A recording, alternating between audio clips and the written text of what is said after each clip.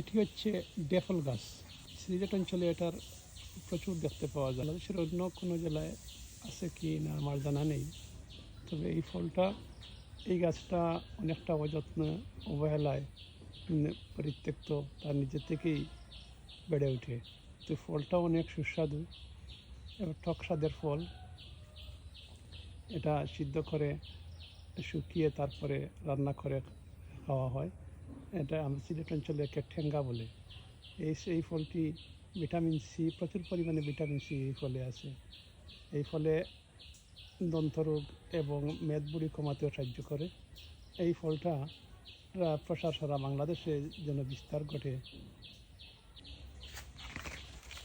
এটা কচি অবস্থায় সবুজ এবং পাকার পরে এটা হলুদ রং ধারণ করে।